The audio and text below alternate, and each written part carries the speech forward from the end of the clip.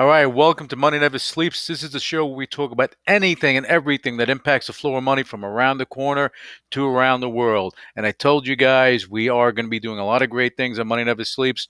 You've been listening to the radio show and the podcast for the past decade. We are introducing video. We're going to be bringing on a lot of great guests, talking about a lot of great things. Today, we are going to be talking about digital payments, mobile payments. It's an exploding business. The pandemic forced everything to go quicker. Okay, we are in a mobile society. We are in an environment where a lot of people are going online. They're going to Amazon, Walmart. They're going to Alibaba. They're buying things online, and they're utilizing their computers. They're utilizing their mobile. This is what they're doing.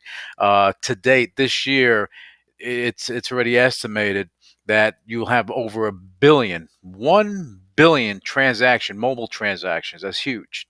That is huge. You're talking, they're estimating that we're going to be probably at about $2.4 trillion US dollars worth of transactions within the next 3 years. It's amazing, and there's a lot of opportunity out there. And the fintech and the digital payment processing and this whole industry is somewhat fragmented. People think that fintech is you have to have everything. You have to be the bank, you have to be this, you have to be that. That's not true. You have your traditional brick and mortar banks. They're doing their thing. They're embracing blockchain. They're embracing fintech. They're embracing digital because they have to. They're embracing the security that goes in there. You have a lot of cloud things that are happening. So cloud security, they have to embrace that. Okay, so they're breaking down things, and they're implementing it into their business model, and that's to help the consumer. Okay, now today I'm bringing on a guest, and he is the CEO and founder of Biz Moni. He's Joe Graca, and Joe, come on the show and tell us what you're doing. Hi, Louis. Thank you so much for being here today. I really enjoy it. And yes, I am the initial founder of Biz Moni. I've been around for quite a while. So initially, I started like a entrepreneur, very young, with 16 years of age. And after one business, I started the second one, and so on. Became eventually a full-time business angel. Eventually, I got into becoming a share position into Business Angels Club, and from there, later on, I became a VC. The truth is that I enjoy much more being a serial entrepreneur. I think maybe it's in the blood somehow. So I decided to go back and start building brands, which is the area that I love most. In the last 20 years, I've been working essentially on helping micro and small businesses in the fintech area. We have. And just for our viewers to know, see, Joe is in the middle of this major construction project, and he's taking time to come on the show today. So that's the noise you hear in the background. We can't control it. We're trying our best. And so you listeners that are listening on iHeartRadio, on Spotify, and all over the place, just bear with us. Joe's just taking time in the middle of this massive construction project to be with us. Go ahead, Joe. Thank you. And so what happened eventually is that I got back to being an entrepreneur in the fintech area, as I was explaining. And one of the things I noticed when I was a VC and also a business angel, because I've been sitting on the table on both sides, and I jumped back to the other side. And one thing I noticed is that really technology has improved so many things in so many areas, like in healthcare, insurance, banking, many, many things. But unfortunately, I think something is really behind, and that's where we are focused on, is that building a business is as hard today for any individual as it was 40 years ago. It's Where do you see the gaps, Joe? Where do you see the gaps in fintech and what's happening right now as opposed to, even 5 years ago? So the problem in essence is that most people just want to kick off a traditional business. 99% that's the case. They are not in innovation. And the other problem is they don't have experience, so they need to build up that experience. Typically, it can go up to 5 years, which is a very long time. And then on top of that, they don't have available cash to build it up and hold on a long time to build up that business. So eventually they close down. And the statistics don't lie.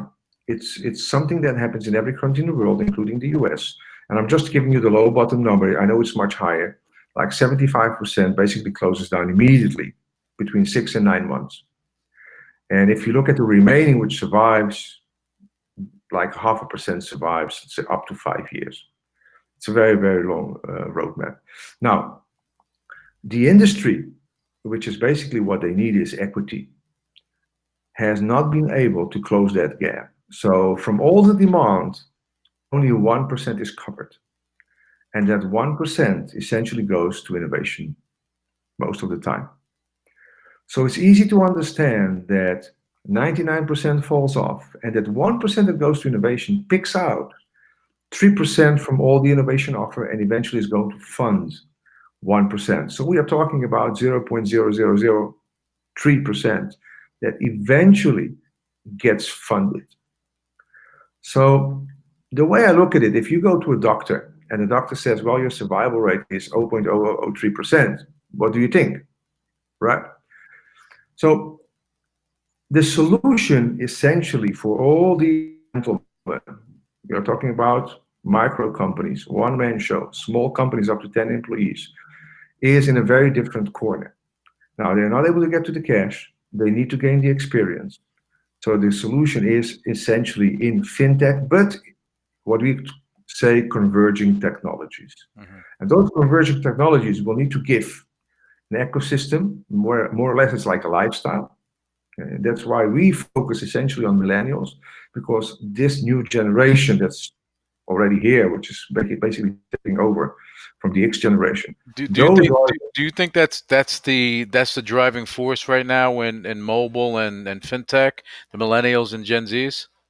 definitely, if you look at their buying power individually, then baby boomers are much more wealthy. That's for sure. Yeah, But that's going to drop off over time. So correct, because right now the millennials and Gen Zs they equate for about 50% of the population globally. You correct. know, And they account for more or less 70% today of all consumption, and it's growing. Okay, yeah. so that means that in volume, right, they are much, much bigger than any other generation right now. Hmm. Individually, they are less wealthy because unfortunately they have not got the same conditions that the previous generations had. Hmm. Okay, so this is the essence, the main problem. So if they would be able to get the needed equity, okay, this would be solved. But that equity is not available for them. So Hmm. we developed an ecosystem. Basically, it's like a super app. It converges all they need with AI inside that essentially they don't need to learn all that stuff that is needed to build up a business. So break that down with Biz Money. What just break it down so people can understand, because what is happening on the back end is one thing, the user interface, that's something else, because that's what people are interested in. Because a lot of times when you sometimes people go on an application, a fintech application, it's a little confusing. So that ease of use is important. So what is it that you guys plan on doing that's going to make it easier for users to utilize first, and what is going to be the value for them by utilizing your system? Well, in essence, this is more or less how it works, and this is what we're aiming to do. So, first of all, you have this super app that converges an environment which is more or less a lifestyle. That means that you can build up a business or starting in 5 minutes without any cash almost. Hmm. That's point number one. And what it gives you is a social environment, a business social environment that you can learn from like-minded people or like-minded business developers or people that want to get into this traction. At the same time, everybody that gets on this ecosystem is also a consumer. Hmm. So what happens in this lifestyle is that you basically have two roles. You are a consumer, and at the same time, you are a supplier of the system itself. It's a real social, let's say, business environment. Hmm. So you have this social business environment. You get into a marketplace, which is a new type of marketplace. It's not a shop.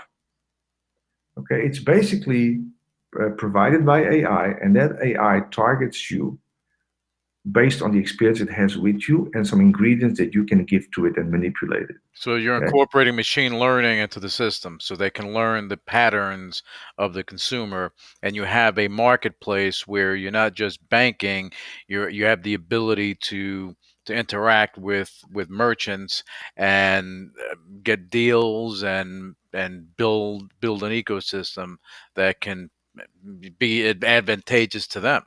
Yes. The way you build this network up, because that's what happens when you start a business, is the people that buy from you and the people that you buy from. Okay. Hmm. So you have instant access to them with a messenger system. So basically, more similar, look at it like an embedded messenger that you know, which is quite common, like WhatsApp or similar. Okay. So that's also embedded into the whole setup. Now, in one click, you jump from your social network into your marketplace. Okay, this marketplace is very interactive. It's basically more or less a search engine, but it targets you as well. And in one click, you are in this messenger. You are interacting with all these guys that you are connected to. And at the same time, in one click, you are in your bank. Hmm. So it's very, very fast. Everything we do is based on speed. So we have taken out all the bureaucracy, everything is which is not important to build up your business. Hmm. So that you have a huge amount of time and you are super efficient and your operational cost can basically go I'm down. going to pause you for a second because I want people to understand, the viewers and listeners to understand. Now, this is a multifaceted platform that you're building in Biz Money. So, for a small business, let's break it down. For a small business, how does this benefit them? Well, first of all, being inside this ecosystem, okay, you don't need to engage with a lot of services that you do today. And your efficiency is so high that you will never be able to do it manually, not even with an X amount of stuff. That's point number one. This basically means that your operational cost can go down up like 70%. And due to that, That's big. yes, it's huge. Mhm. And due to that operational cost going down, and that's where we want to get them, because that's how they're going to finance their business, Mhm. building it up. We give them a lot of free cash flows because, in essence, business management is managing your free cash flows. Mhm. That's how you make profits, and that's how you reinvest to build that business. So, what we do is we make it in a way that you get more free cash flows in your pocket, and that all the services that you get from us are basically paid in a very, very tiny, small percentage on a performance basis. There's nothing you pay up front. Okay, Mhm. and we are talking about 0.5%. Now, not even a credit card is that cheap today. Right. Yeah. Credit cards are anywhere from 2 to 3, maybe sometimes 3.5%, depending, with the transactional fees that they charge. That's why they're growing by leaps and bounds. Yeah. Um, so for a small business, they have the ability to work with. They'll have the ability to work with Biz Money and go and reduce their operational costs because you guys will have an all-in-one package for them to manage to micromanage their accounting and things of that nature, right? So they don't have to Well, bother with that if they if don't they have to wanted bother. if they wanted to go that route, but they don't have to bother with that. Yeah, the accounting is done automatically for you. Hmm. Okay, so those ledgers, everything, whatever you do in the system, those ledgers are done for you. So you don't need to bother with that. You Hmm. get basically you get a lot of instant things like instant social network, instant marketplace, instant banking, instant business management, which is typically your order processing, your invoicing, your accounting, okay, and your let's call it items management, where you can put your services Hmm. or your products, right? Right. 75%, which is a report that came out from McKinsey last year, 75% or more of business activity today is lost in bureaucratic maintenance. It's not in building. Like anything else, is that extra fluff that's going to. It's like when you invest in when you go and make a donation into a nonprofit, you give them $100, and $60, $70 is being used their payroll and stuff like that. Yeah, I mean, if you guys are knocking that out, it just becomes very interesting for a small business. And right now, that's the way that's the benefit of for the small business. They save money. They have tools in front of them. Makes it easier for them to run their business. They can reduce their operational costs. And how are you mitigating their risk? Well, that's a very interesting and very good question. I really love that one. So look at it like this. Once you are in this ecosystem, everybody is rated, right? The way you interact with the system itself, you are rated. If you buy something from somebody else, you are rated. If you sell something, you are rated. So what happens is the amount of data that is released in the whole setup is such fashion that first we can, like nobody else, I can even tell you that no bank today can have a risk assessment on loans as we have. There is no way because they cannot check the systemic damage which is going to happen somewhere on that roadmap from somebody who is connected with somebody who is connected to them, right? Now, since you are all in this system, what we can see is if there is somebody that is going bad, that basically will reflect on your business itself, and we will alert you for that.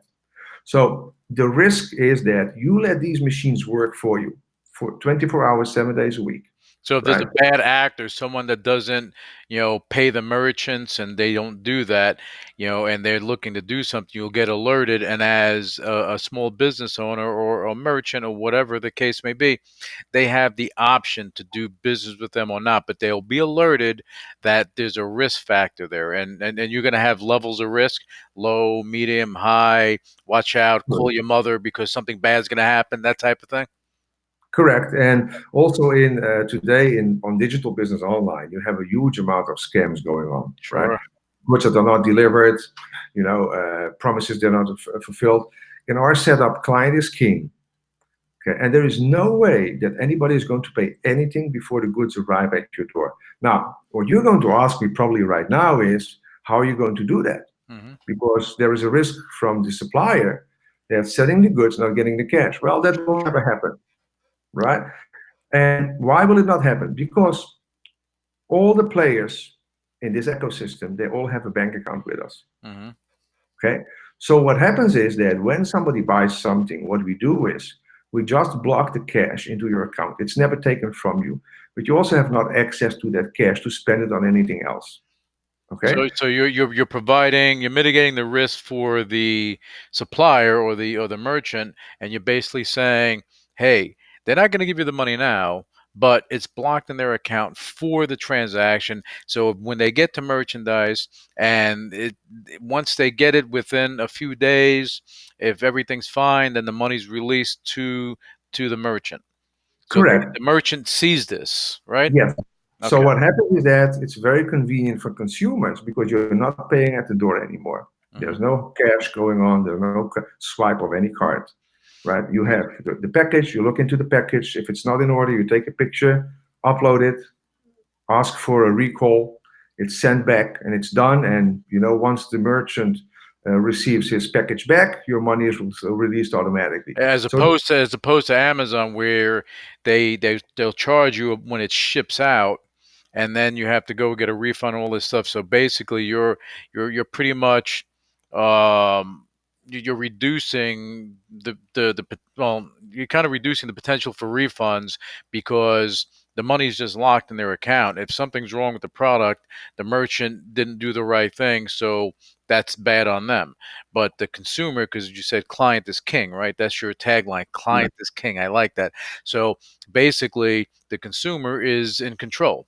They're in control, and they correct, feel like they're in control. They don't feel like the merchant's in control, where you have a bad transaction, then you have to go and fight them for something, and then you have correct, to go and go on all these platforms and talk bad about them, and then you got to fight to get your money back with the credit card company. You have to wait like correct. 40 days to get your money back.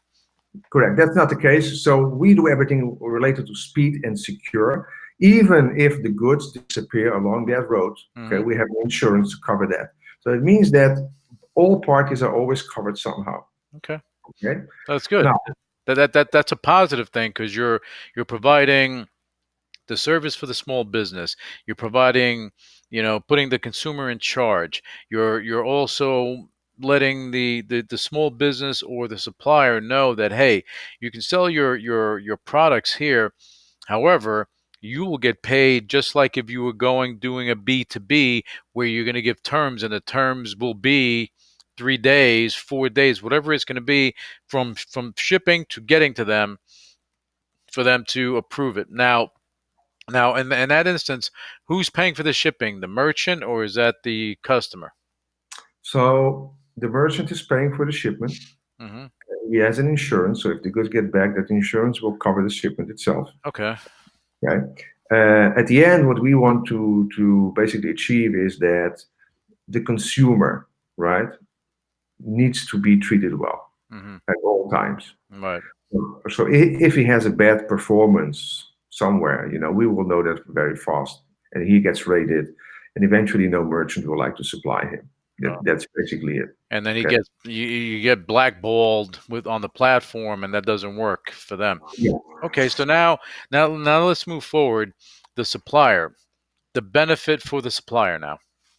Well, for the supplier is that he is going to deal with like-minded people. He has direct access to his clients, and he knows that whenever his clients want something, doesn't matter what it is, if it's in his range, he immediately gets a notice that that client wants something. So he doesn't need to go and trace that client to sell constantly. So What? on your on what you're gonna have on Biz Money is that, let's say I'm a customer and I buy something from a supplier. So basically, I am a customer of the supplier, not a customer of Biz Money. Yeah, even though you are a customer of Biz Money, but the supplier knows, and they're connected with me. So they can Yes, connect with me, directly. they can send me stuff and all this other stuff, as opposed to other ecosystems where they are the in between, and you may deal with the supplier and know who they are, but you're never in direct communication with them. On your system, you're in direct communication. Correct. Okay. They have the messaging and they can talk. They can even do video. That Okay. is all stored. Okay. Hmm. And all these documents, the Hey, maybe they transaction, can do Vero. That can be good. maybe that would be a good There you option. go. And whatever they do, right, whatever they buy or sell. Now, remember that this ecosystem, it's a lifestyle. That means that you, besides being a consumer, can build up your business inside this. Hmm. Okay? You can become an intermediary. You can become a supplier of the system if you are in production. You can put your services inside. Hmm. You are also a consumer at the same time. So it's a new style of market economy. Okay, it's we call it social market economy. Okay. Yeah. And where are you right now in the formation of the platform, and how far are you from the official launch? So it was quite hard to come up with this solution because, as you can imagine, in 40 years nobody came up with anything so far, Mhm. and Well, it they took don't us. want to, because that kind of goes against what the brick and mortar banks want, and what municipalities, what governments want. They want the money. That's transactional. Those little crumbs that sprinkle around. They want all that, and they're pretty big crumbs, actually. So we basically wanted to look at the real problem, and the real problem was that we have 43 million, okay, startups kicking off every year. Hmm. 38 million closed down immediately in that first year. It's a Hmm. huge amount of number. People don't even imagine how much volume this is, but I can tell you this is in the trillions of dollars. It's somewhere between $4 and $6 trillion that is lost every year. Hmm. And nobody is tackling the whole issue. Okay. Because it's also very convenient just to sell something, a product or a service to anybody that they Hmm. want to use. These startups, which are the most needed, they are literally being squeezed out with a whole environment around them that forces them to pay for everything instead of helping them to build up their business. So your They're help with Biz Money, you're looking to bridge that gap so that it can give them more of the income that they have. They can reduce their overhead by what'd you say, by 60-70% of their operating costs, so they can reduce that, and they can put that money back into their business, to growing their business and continue to grow, and that's important. Okay, so right now, as far as timing goes, when do you see Biz Money launching, Okay, officially launching? mhm. Well, we basically finished everything. The hardest part was getting to the regulation. Hmm. So that took us quite a long time, and also absorbed quite some money to get through that. We expect that, based on the status that we have now, is that more or less in about 9 to 12 months, okay, we are completely launched on the market. Okay. So we have some tests to be doing. What we are doing right now is onboarding people in the what we call the beta version. Hmm. So if anybody wants to take part in the beta version, they need to pre-onboard. So they can do that right now. Hmm. And if they onboard, they get some premium facilities from us in the application itself, lifetime. Hmm. And they will take part in the testing round, which will take more or less like 3 months before we go live, let's say global wise. Okay. So that's the roadmap. Okay, so they get involved now. That you onboard them, they'll get some free premium items, and that's for them testing the system, working with it.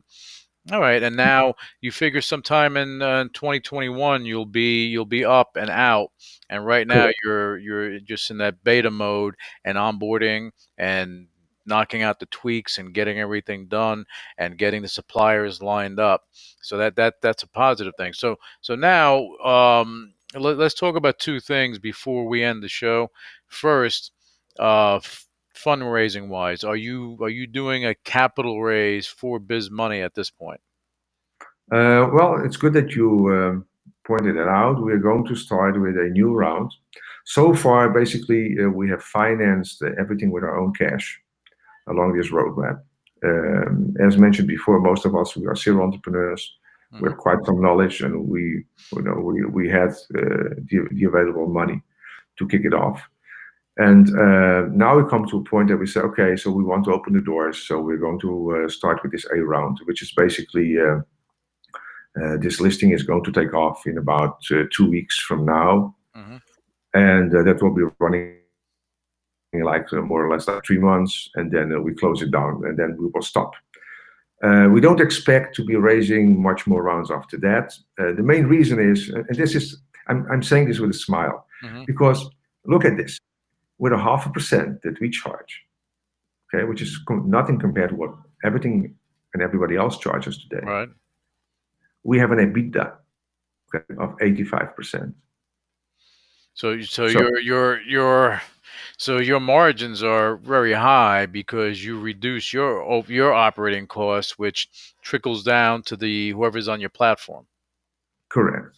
So, and we have the same principle that we preach to our customers, and the Right. way we want to help them is get your free cash flows working for you. Okay, good, Okay. good. And then when this next round, when you do it, you're not going to go for another round because you'll be cash flow positive and things will be rolling, so you won't have to bring anyone else in. But are you guys looking at some point after that? I mean, I know it's not going to be immediate, but do you have in the horizon and the plans of going public in some fashion? Maybe doing an IPO, maybe doing a reverse merger, maybe entertaining a SPAC. Are you looking at that stuff? Yes, we will be looking to an IPO probably 5 years from the point that we launch the beta version, because that's the plan that we have, and then we will open it to the public. That's the plan. Okay, good, good. Joe, I mean, a lot of great information. I think that our listeners and viewers got a little lesson today from you, and I appreciate it. Why don't you let them know how to find out more about it, how to find out more about you? Give them your details so that they if they are interested in Biz Money, someone can reach out. Go right ahead. So you can find me essentially on LinkedIn. That's the environment that I use most, which is more business related. So just search for Jose Graca. If for some reason you don't find me, then just go to Biz Money, put in Biz Money, and definitely you will find me. We are on the company page. I'm there as well. And that's the best way how to find me. I just wanted to leave one short message. I think this is a very interesting one. So But what we always what say, about the website? Do you have a website?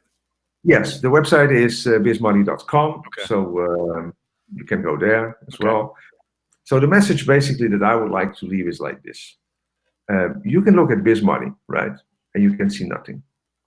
But you can look at BizMoney in a different way, and you can see the future. Mhm. And that's what I would like to leave. Okay. That's the message. Just look at BizMoney as a opportunity that is given to you to really help you out. And that's what we are trying to do here. And that's what consumers, that's what suppliers, and that's what anyone that's interested in investing and dealing with biz money. That's what you have to look at.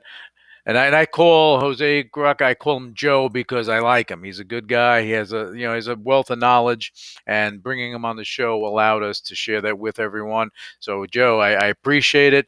And he's in Europe. He's in Europe. He's dealing with all stuff in Europe, and I and I'm not. So, but we're crossing the waters, and this is global. Money Never Sleeps is global, and we're doing a lot of great things. But Joe, thank you for your time. And for you listeners, viewers, just check out Biz Money, find out more about Jose Graca, and find out what's going on there. And we're going to be back with you for the next episode of Money Never Sleeps.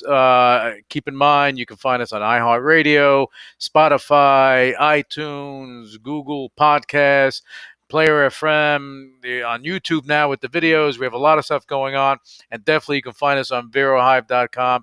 This is where we broadcast live. And thank you, Joe. And thank you for everyone for tuning in, listening. I appreciate you. And thank you so much. Thank you so much, Louis. Thank you. Really, really appreciate it. Thank you.